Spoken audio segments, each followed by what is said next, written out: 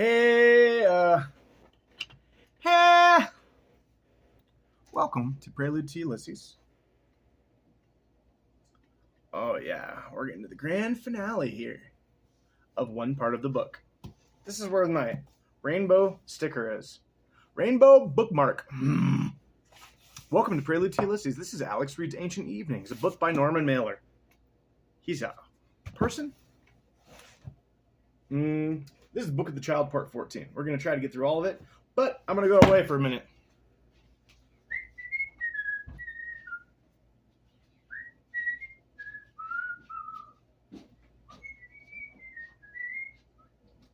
Excuse me.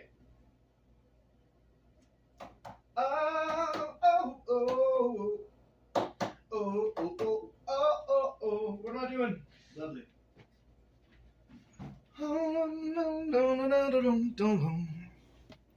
Man, so this has been crazy. This is, I think, the last chapter in this part of the book. You know, it's been good. It's been good. It's been good. Much less incest. There was a bit of shit eating. Whatever. That's fine with me. That's much better than incest, I think. Is it? Yeah, it is, for sure. But I have a feeling we're gonna go back into it, because I kind of forgot what's been going on in this book, right? The Book of the Gods, I really wish I recapped it better. Maybe I did. I haven't looked. I haven't listened to this one. So, last time, Menenhedit and Ta Kem Oshem Ko Oshep. I'm reading too many books. Ta Tem Os, whatever. The Pharaoh. They walked off, and they're talking about someone stealing their shit. Little Menka, our little homie, our dead guy, who's got his grandpa's wiener in his mouth, which gives him this psychic revelation of a day that he was a child. Did you forget that part? That this guy's great grandpa's wiener is in his mouth. This whole chapter. Did you forget that? Because I did up until just now. That's pretty cool. They just didn't talk about it, which is good.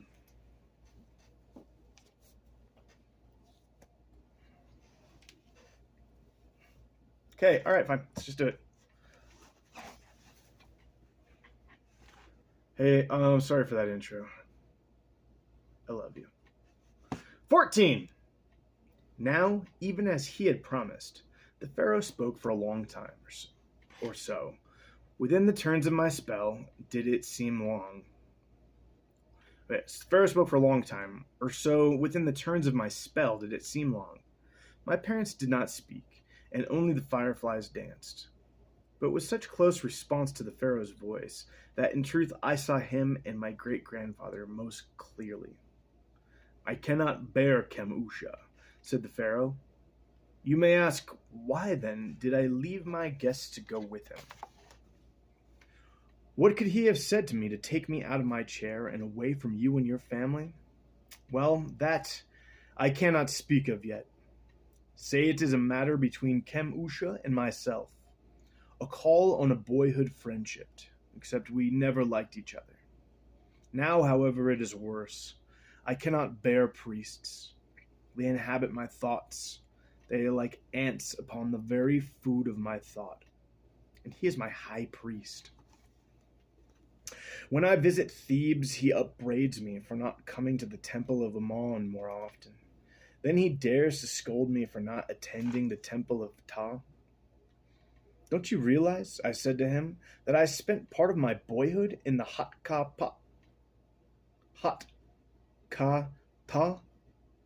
right here in Memphis?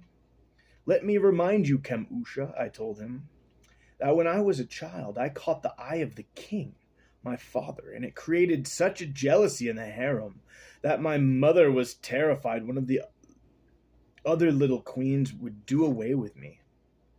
Don't you remember, Kemusha? I said to him, and of course he did. His mother was the little queen of whom my mother was so frightened. His mother was the little queen of whom my mother was so frightened.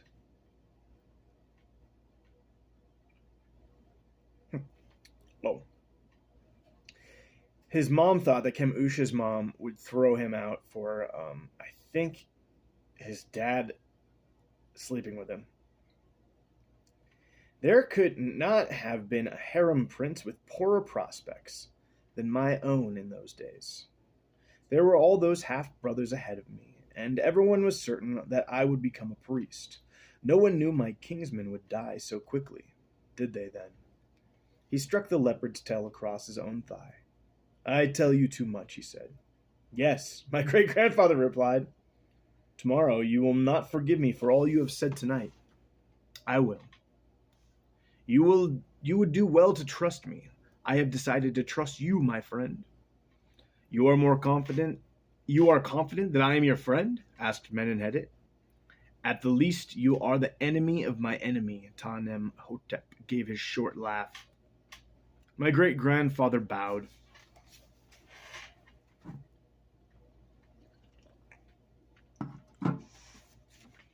I wish to talk more than you can realize, the pharaoh said.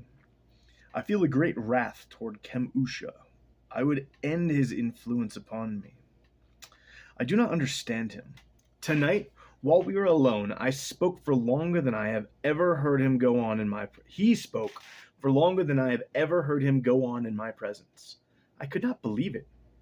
Kemusha, the imperturbable, damn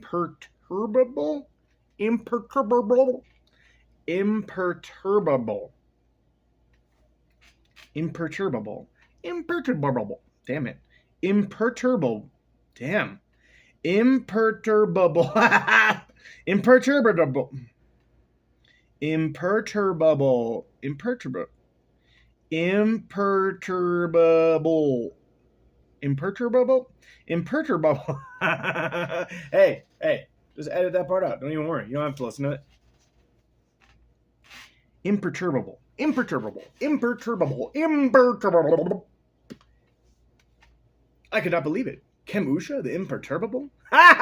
Sorry. Can there ever have been a high priest so calm as Kemusha? But tonight he was full of complaints. He was not so indifferent to the feast of the pig as he pretends. On all other nights he may act as if his fingers are in the honey of Mott, and he alone knows the sweetness of eternal calm. But tonight I might have roused him more than I thought. He certainly acted as if it were the night of the pig. Ta-Nem-Hotep smiled. Once he was alone with me, a few of his complaints came forth. The true ones. I could welcome that. Kings are lied to by people, so the truth is air to me and fresh blood. The night of the pig feels like the night of the blessed fields. I come to know the mind of others more quickly. That enables me to rule with justice, not vanity. And if I rule with justice, then, respect me or not, the gods will have to offer their support. That must be true. So I encouraged Kemusha to speak. To my surprise, he complained that his duties were too many. That was a most unusual remark. I've never seen any other man to take so many tasks upon himself.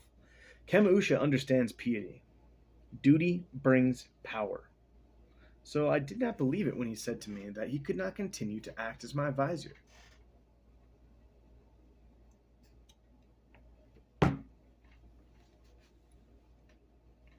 Why, after the last vizier died, Kemusha employed every means to be appointed as acting vizier. Vizier?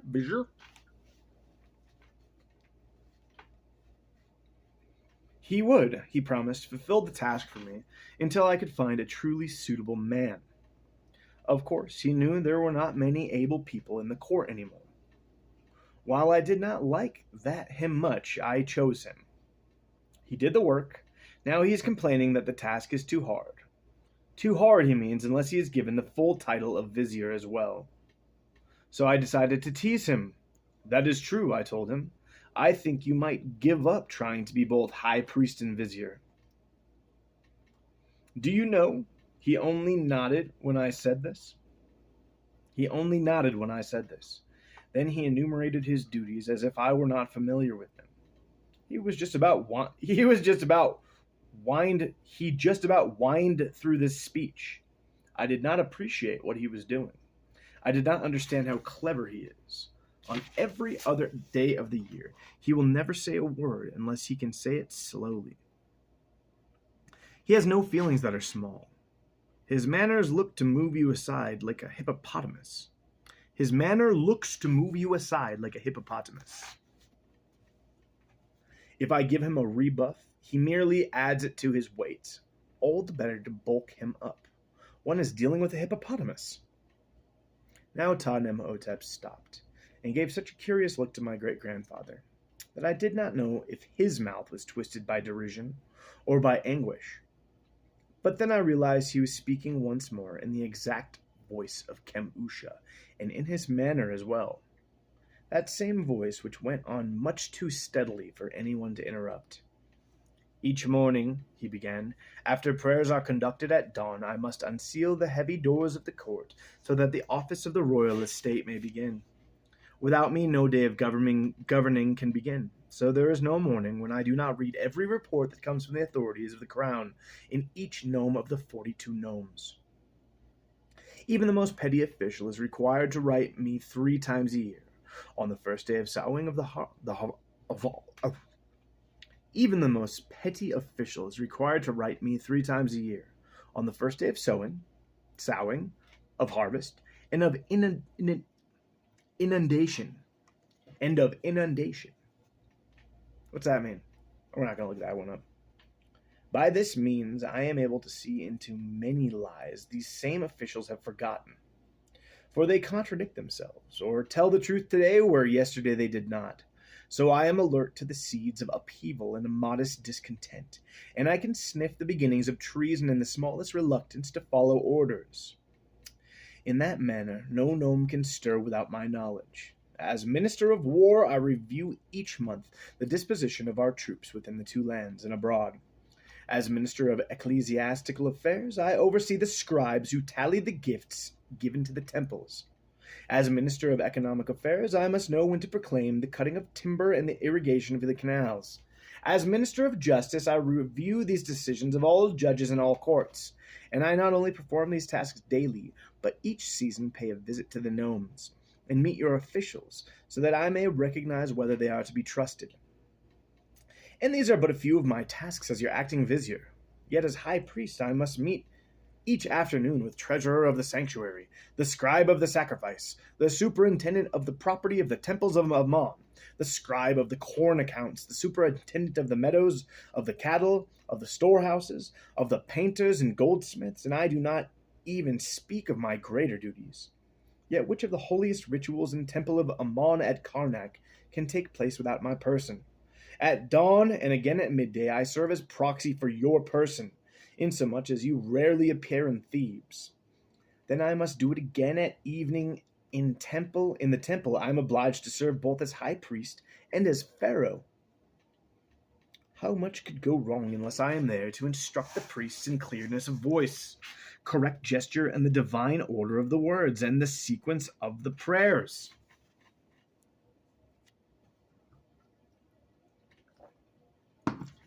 Yet with the accomplishment of all these duties, and this is my true pain, I find that each day I have failed to instruct you.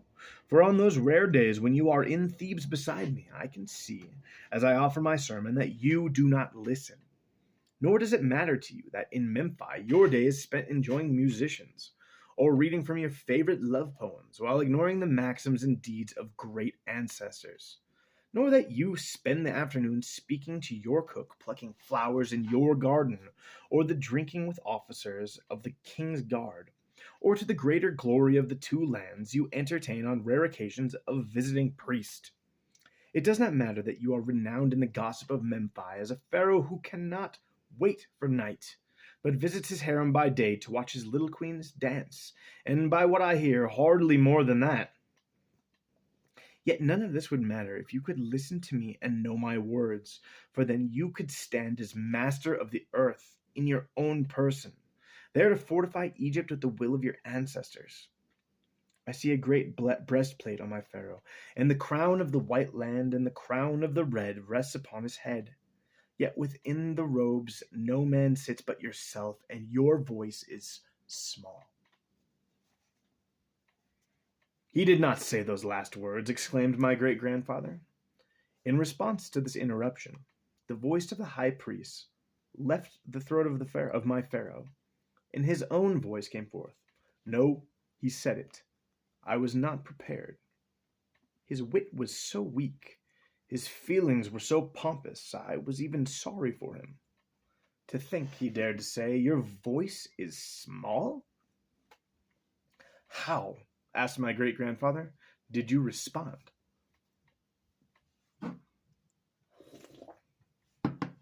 I told him he was an ox, and built for burden, and that the fate of Egypt depended more upon the tenderness with which I hold a flower than upon the reports of 1,000 of his scribes. Yet all the while I spoke, I did not believe myself. My gods had most certainly deserted me. I had been chided by Chemusha, then insulted, but the walls of his temple most certainly did not crash. To my horror, I now began to talk too much. It is due to that unhappy business between us as boys. I said to him,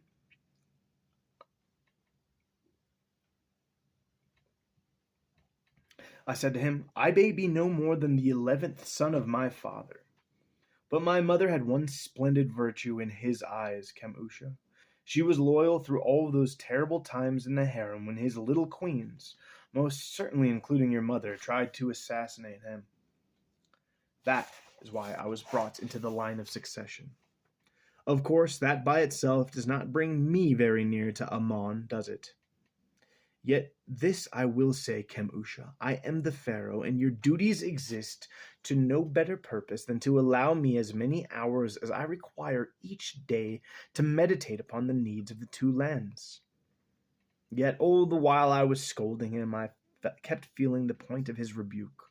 My voice was too small. "Declare," I wished to say to him, "that I am not a good king. Say my third leg is as weak as Horus the boy. Dare even to say that I watch my little queens, but rarely join them. Do not tell me my voice is small, for I can speak in all the voices of Egypt, and most certainly your own." Then I rose in my anger, and I said aloud to him, "Let your duties as vizier be given to another.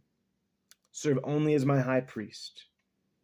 He was much agitated at what I said, especially when I added, "Menenhedet may be just the vizier for me." He was aghast, I assure you, and soon left. I'm gonna go put some broccoli in the oven. You wanna come with me, or you want me to pause it? Let's go. Let's have some fun, huh?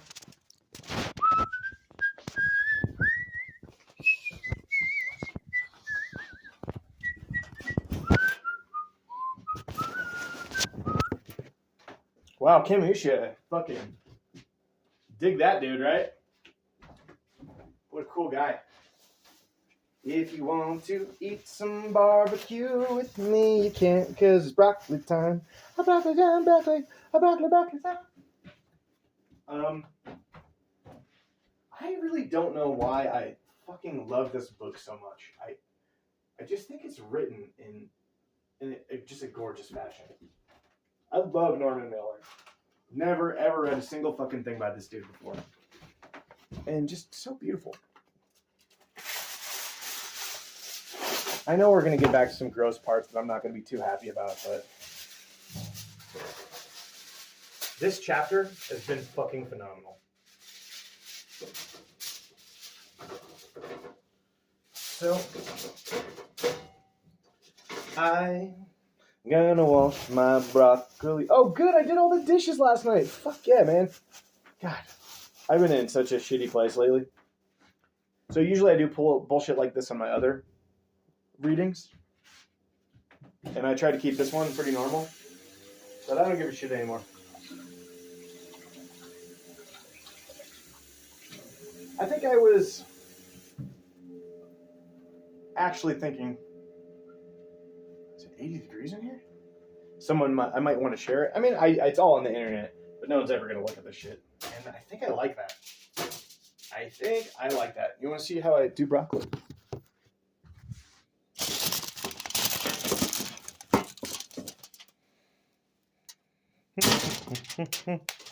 We don't have no knives. Well, we do, but I thought we didn't. You don't need to be all crazy with it. Yeah, I wash my hands. It's pretty dirty looking. But that's just grease from work. It's not that shit. Then I take these and throw them outside for the rabbits.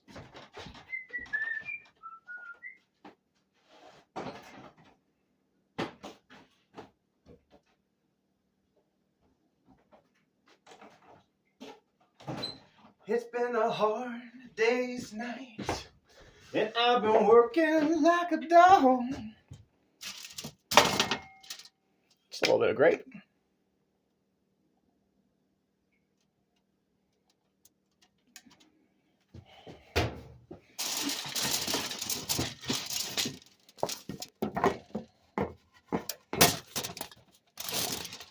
Yeah, you like that? Maybe I should do a cooking show. You take it. Oh god, my phone's all fucked up. Yeah, I probably should have just paused this, huh? Oh well.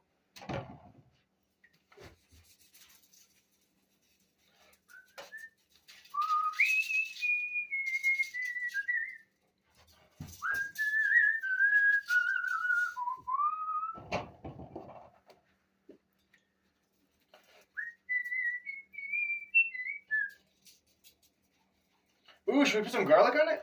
Yeah. Yeah, you don't gotta ask me twice. It's not asking. It is ask. You ask. Ask. So,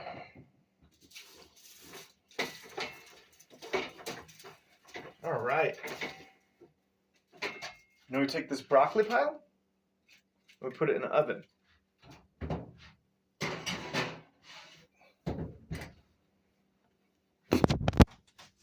That's it.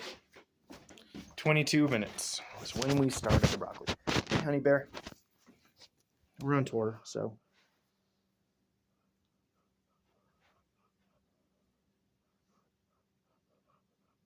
See you? All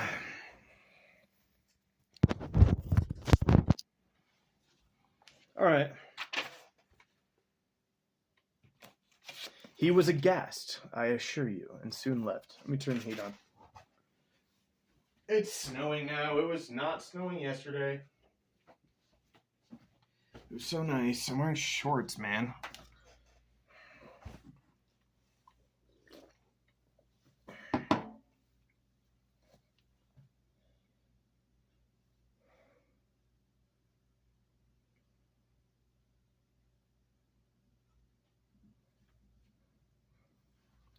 Menin-headed may just be the vizier for me. Should we look up what the word vizier means again? V-I-Z-I-E-R. If you're mad about the dictionary, don't worry. This will be the last time I get into it.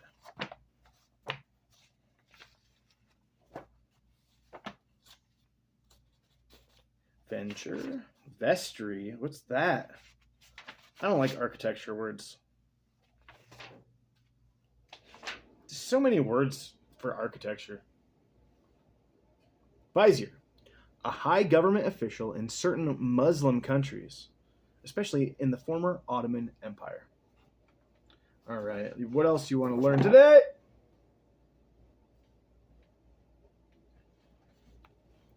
All right. Let's look up the word jerk. All right. It's right there. Or do you just want to get back to the book, or you want to read about?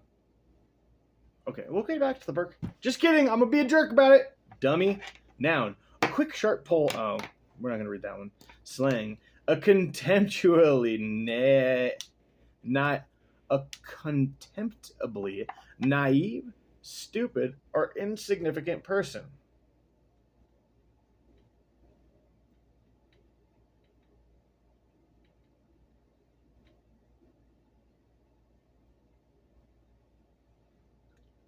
Jeremiad? Do you know what Jeremiad means? That's a good one. A prolonged lament or complaint. Holy shit, that's awesome. All right, well, whatever. Let's read the book. Broccoli. You spoke of me as your vizier, which is a government official in mostly Muslim countries, especially the former Ottoman Empire. You spoke of me as your vizier, said my great-grandfather. I did. You meant each word?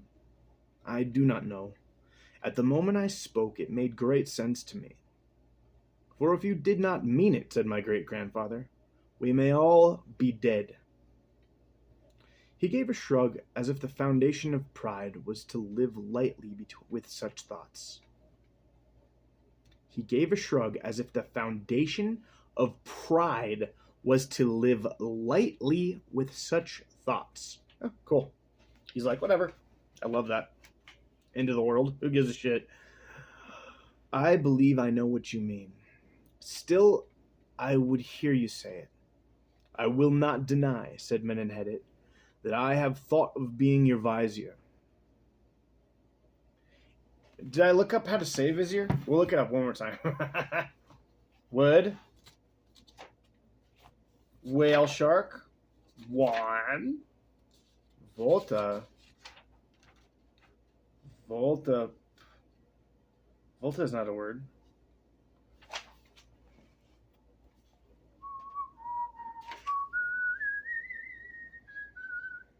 Visor. Vizier. Either or. It's fine. I believe I know what you mean, still I would hear you to say it. I will not deny, said Menenhedit, that I have thought of being your vizier. Vizier. I don't remember how to do anything. If the wisdom acquired in 4 lives cannot serve a vast purpose, then of what use is it? So I came here with the hope that we could talk of such serious matters. Yet I cannot say I have been confident. For weeks I have heard that you will dispose Kem-Usha as vizier, and replace him with your chief scribe, Nes-Amon. Nesamon. Nes-Amon. Do you believe such rumors? He is a Libyan, said my great-grandfather, but then Nes-Amon has been with you for many years, and you have raised him to the rank of prince. He is an able man. I have discussed the post with him. The Libyan does not have your knowledge. Still, said my great-grandfather, you can depend on his loyalty. If I were your vizier, still, you can depend on his loyalty. If I were your vizier, there would not be a day when someone did not murmur to you that I am no longer to be trusted.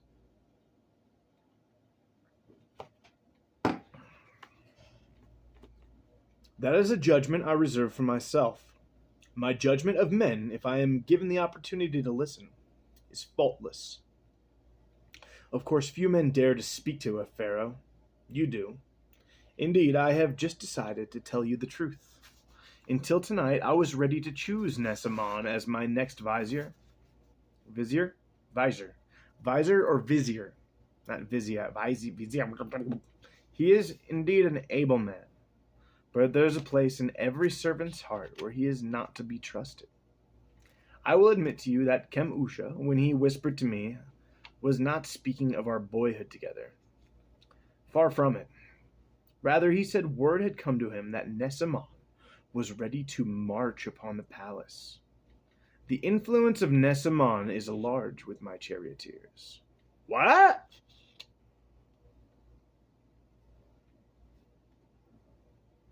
No shit. Is that how he started it? Oh, this is the first thing he said. Fuck. What, they're gonna mutiny the pharaoh? Can you do that? Can I go be the president? Oh, I need a following, don't I?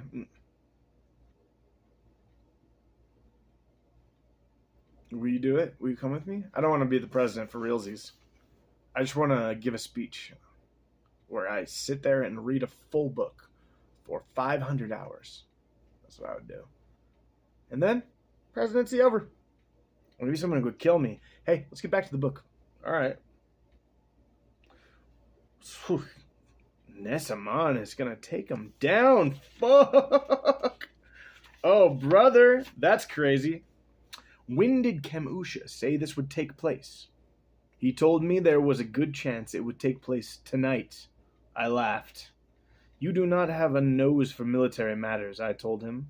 No army likes to move under a full moon, and when it is night of the pig, all would get lost. I convinced him. I said, if my palace were open to you, Kemusha, you still would not dare to take it. Not tonight. Depend on it, Nesamon feels no more confident than you. I believe Kemusha agreed. He certainly became less agitated about Nesamon, and it was then he began to scold me about the extent of his duties. I think he was trying to frighten me by demonstrating the extent of his influence over the two lands. Yet I do not know why he dared to speak to me so at the end. He was taking a terrible chance. He understands how unhappy I am already with the situation. Why double the jeopardy of his position by insulting me? I think Kemusha wants you to dismiss him. She put tomatoes in that oven. Let's wait for a minute. They need to be cooked a lot less. Just maybe 2 tomatoes? Hey, you want to read the book? Yes.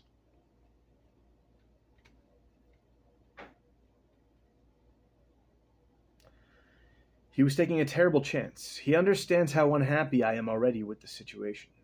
Why double the jeopardy of his position by insulting me?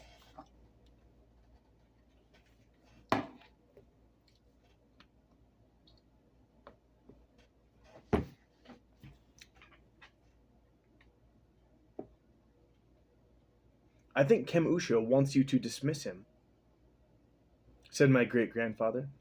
Many are loyal to him now, but not so devoted that they would dare move against you. You are the pharaoh, but if you take away his powers, then those who serve him so closely have also lost. So then they must move with him. What would you advise me to do? I would encourage Nesamon to think that he will certainly replace Kemusha, and I would convince Kemusha that you will soon make him full vizier. At the proper moment, appoint a vizier over both of them. Leave Thebes and Upper Egypt to Kemusha and Memphis, leave Thebes and Upper Egypt to Kemusha, and Memphis and Lower Egypt to Nesamon. They can each be called vizier to the high vizier. Assistant to the assistant manager. No, assistant manager to the manager. Assistant to the manager. Okay, sorry. You would be the high vizier? It would take every skill I possess. I should think so. Ta-Nem-Hotep gave a cough, rueful as despair itself. I do not know what to do, he said. Your enemies will never allow any quality in you to be more noble than batshit. Your enemies will never allow any quality in you more noble than batshit. That is what I fear the least, said Menenhedet. A man with a dreadful reputation, who has just been given terrible powers, is treated with great respect. All hope he will not act like a tyrant. I'm gonna go put some tomatoes in the oven. You okay? I'm gonna pause it, don't worry. Uh-oh. Pause the wrong part. Hey. There's the dog growling. All hope he will not act like a tyrant. Then what is your fear? That you will lose everything tonight. I would raise my guard to man the walls.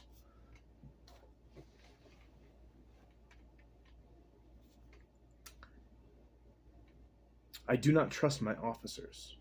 The half who are not close to Nesamon may be loyal to Kemusha. Now Ta-Nem-Hotep gave a sweet smile to Menenhedet. My situation is as follows. I detest Kemusha, no longer trust Nesamon, and do not know you at all. Yet at this moment I feel happy. My belief is that the pharaoh, if he is wise enough to think only of what is before him, whether it be his cook, his flail, or no more than the flower in his hand, is the greatest force in the two lands. No army can move against him when his thoughts have no fear. Do you believe this? I do not know. I will tell you. I do not have the wisdom one needs, but I am drawn to you. If you are wise enough not to deceive me, and tell me all that I wish to know, then I cannot fail to increase in strength and wisdom. Of course, it is hard not to suppose that you would deceive me. Ba-da-ba-ba. Sorry. There are nights, said Menenhedit, when I would seek to deceive the Lord Osiris himself. Ta-Nem-Hotep laughed with true merriment. I want you to tell me, he said, of my ancestors. Ramses II. He is the one whose strength I will need in the hours and years to come. I want to know what took place at the Battle of Kadesh, and all that followed upon it. To tell you might take every moment that is left in the night. I am awake until morning, he hesitated. Will you speak of the Battle of Kadesh? If I think on this matter, I want to be your vizier.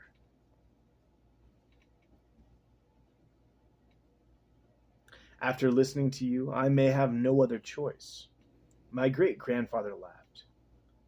When I tell my story truly, you will learn so much that you will have no further need of me. You will be a pharaoh greater than others and master of the secrets. Who but myself has known the great pharaoh, Ramses II? You make me grateful before you begin. My great-grandfather gave a smile that showed the strength of his face and the youth of the 60 years of his fourth life. The story of my first life will certainly take us through the night. That is much more certain than that I should be vizier. That is much more certain than that I shall be vizier. But if this, vizier, but if this, as I feel with every breath I take, is a night when much comes to an end, and much is already to change, then let us go back to the patio. I will offer a story far better than any father ever gave a son. But I would like to tell it by the light of the fireflies. You saw them truly. They bring back thoughts of campfires after the roar of the day is done. And I would like my granddaughter to listen as well, and my great-grandson. They are now the nearest to my flesh of all 4 lives. Woo! Damn, man. This is a wild book. How come people don't talk about this book? Maybe it'll suck later. Oh, it's kind of creepy, a weird book, too. Oof, next book is Book of the Charioteer. Oh my gosh, look, there's a bird.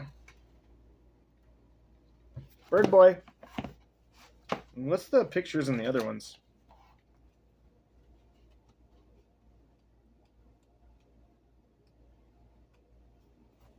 Who's my little baby bird boy? Book of One Man Dead is an eyeball above the water, and then some other person. The Book of the Gods is, and there's a bunch of, they're all different. Fucking awesome. This book is so fucking crazy, dude. 3, 2, 1. Oh my God. So we've gone through the Book of One Man Dead. That's where this guy is like, oh shit, it's me, I'm the dead one. And the Book of the Gods, and his grandpa's like, hey buddy, come on over here. He's like, then he puts his dick in his mouth, and then he starts hallucinating. No, that's after the Book of the Gods, right? The Book of the Gods is where he kind of goes, I really wish I paid more attention to that part.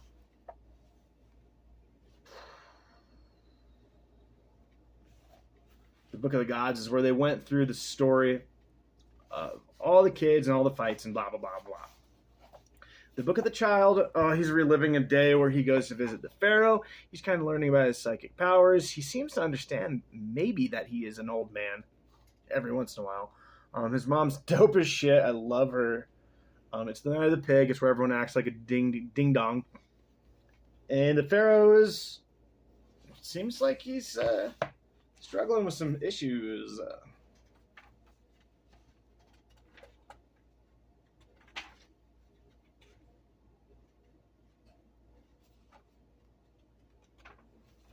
Damn, buddy. This is so cool. How long is this book?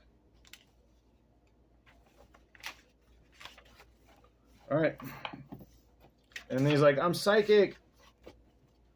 I feel like I should really try to recap. Nah. No, you should.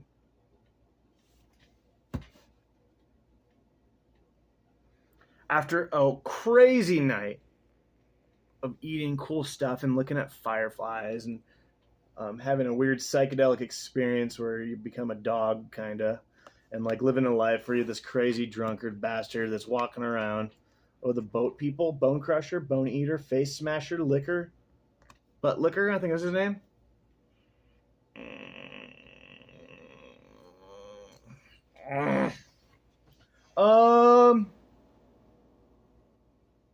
Yeah. Then the Pharaoh gets called out by fucking what's his face, Kemusha, who's kind of a douchebag. But what we find out later is Kemusha first comes up to him. And he's like, "Hey, dude, that Libyan motherfucker's gonna mutiny your bitch ass." And he's like, "Oh no, come over here." And they talk. And then Kemusha's like, "My job's too hard." And the Pharaoh's like, "I don't get someone else to do half your job." And then he tells Menenhedet, the great grandfather of Menka, our little hero, who is Menenhedet also, maybe.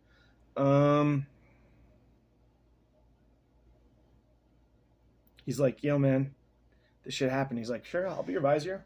Maybe." He's like, "But what I really want to know is that Battle of Kadesh, which happened fucking, what, 100 years ago or something? 200 years ago?" He's like, "Can you tell me about that?" He's like, "I don't know. I think it'll blow your fucking little mind, Pharaoh boy." And he's like, "All right. I'm going to tell it in front of everybody, though. I'll tell you about my first life." And the next book's called Book of the Charioteer. It's time to get that broccoli out the oven. We'll play a song.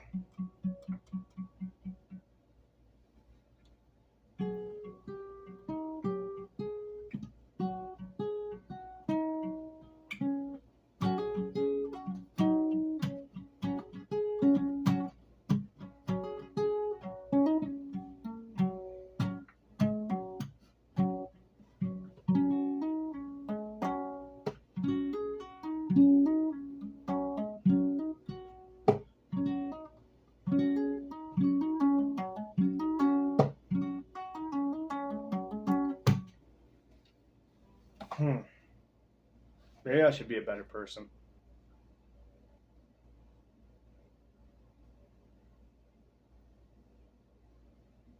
How do you do that?